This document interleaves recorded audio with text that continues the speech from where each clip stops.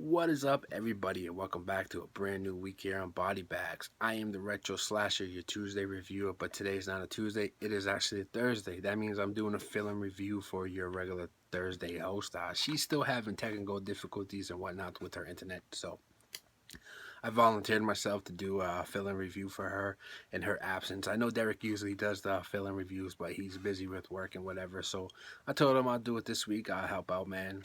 Show a little more activity on the page and whatnot. So I'm out here to help out. So the film I'm going to review is from the year 1985. Now, 1985 is in my opinion, somewhat of an underrated year in horror, especially from the 80s. You know, when you think about the 80s horrors, you always think about 80 and 81 and 88, and sometimes even like 84 and 86. Some real big titles in the 80s, of course, but 1985 brings some big titles also. You know, you got your Day of the Dead, Nightmare on Elm Street 2, Return of the Living Dead, other films such along those lines, but the film I want to talk about is not any of those films, not even quality wise comparable to those films. But yeah, it's a slasher film from the year 1985, a somewhat obscure slasher film until recently. It's had a few new releases here, and the film goes by the name of Nail Gun Massacre. Oh yeah, Nail Gun fucking Massacre. That's the title I chose to review. So yeah. Now you might be wondering, what edition am I holding in the head? That's a pretty sexy red case and whatnot. This is the 88 Films edition, part of their slasher collection line. There's also a Cold Red Blu-ray that came out and whatnot, so that's also another option if you want to buy that film. But in case you've been wondering, 88 Films slasher collections are all region free for the most part. Everyone that I own is definitely region free. I believe there's only one that's not, so if you've been interested in wanting to pick these up, I highly recommend them. They all look great on Blu-ray, and they're a really cool line to have. So yeah, if you don't have a region-free player like me and whatnot, and you want to grab this film, this might be the way to grab it. So, anyways, as I usually do, first let's get into the synopsis. Now, unfortunately, I can't cheat and read it off the back, but luckily for me, there's a thing called IDMB or IMDb, if I whatever it's called, and I'm gonna turn my head over here to the computer screen and read off the synopsis because I really do suck at making up my own. So here we go, guys. Following the brutal rape of a young woman by a gang of construction workers, a mysterious figure wearing a motorcycle helmet and driving a gold hearse begins hunting down the predators. The mass avenger's weapon of choice obviously is a nail gun, with which he or she takes out the rapist one by one. Just who is this murderous vigilante? Yeah. So that's the plot of the thing. Basically, your standard revenge slasher film involving a rape of somebody or someone decides to take revenge against the rapist and whatnot, and also other construction workers, innocent construction workers and whatever. But yeah, that's the plot. It's pretty run of the mill standard shit. Now let's get into my thoughts on this film.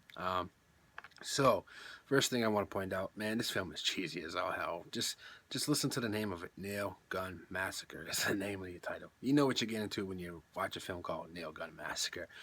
Cheesy as all hell. But as to the killer himself, he's a pretty cool killer. I dig him. He's not nothing unique or stands out or really memorable. He has a pretty cool get up. You know, the motorcycle helmet. He's dressed in all camouflage.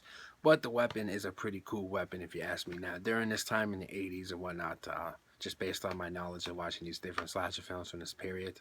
It seems like around this time they started getting really weird with their weapon choices. They moved away from your traditional standards bladed weapons, you know, your kitchen knives and your axes and whatever. And they went a little crazy and picked up some new original weapons, hence the nail gun. There was also drills and stuff around this time, but nail gun, pretty cool choice of a weapon. It's pretty fun and cheesy. Now to the kills itself, of course, it's a slasher film, so the kills play a big part into a slasher film. The kills are not really that great, but they're fun as hell, man. They're cheesy and just really, I honestly, they're funny. They're laugh out loud moments and involving the kills in this film. Nothing brutal to extreme or anything that line, but they're fun, man. They're just really fun kills. Now, as to the characters in this film, there's a few different ones. The main character revolve around this is the police themselves. There's this one detective or officer, or whatever you want to call him. He's your somewhat main protagonist in this film. He's a real cool character. Everybody else is pretty annoying, to be quite honest with you, or unlikable. I don't really care for the characters. It's not like your traditional standard teenage kids and whatnot in this film. It's just a mixture of different people.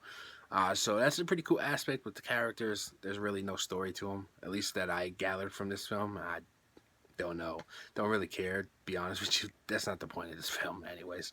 To be involved with the characters. Now as to the body count, there's actually a pretty decent body count. There's a few, it's shit. I want to say I started counting, then I stopped counting, just because it seems weird to be counting kills. But whatever. I want to say there was about nine on-screen deaths in this film, which is pretty decent for a body count. Not extremely high or not extremely low. Right in the middle pack of a great slasher body count. Yeah. So the negatives films, but the acting is not the greatest acting in this film.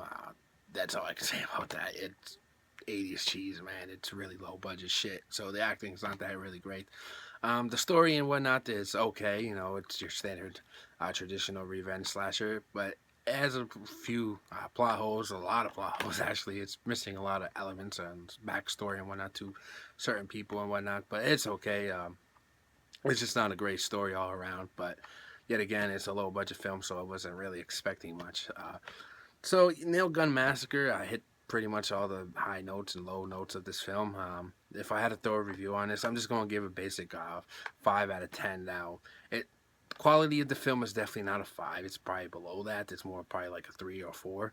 But the funness and the cheesiness to it, and just a great time watching. It's a movie you throw on and you drink a few beers to, watch with your buddies, and just have a good time laughing and whatnot. So it's an average film. It's enjoyable to watch. It has a lot of enjoyable elements to it, but it is also kind of slow and a little bit boring, to be quite honest with you. But cool kills, decent killer, whatever. But it's a basic film, man. Average as can be. Average slasher from this period. So 5 out of 10. Nail Gun fucking Massacre. Hope you guys like my review of Nail Gun Massacre. Check it out. Support 80 films if you want to buy this film or whatever. Then I'm not being paid to say that, so whatever. If you don't want to buy it, don't buy it. That's been my review of Nail Gun Massacre. I will see you guys on Tuesday with a brand new review. Until then, just keep it easy, man. I'm the Retro Slasher.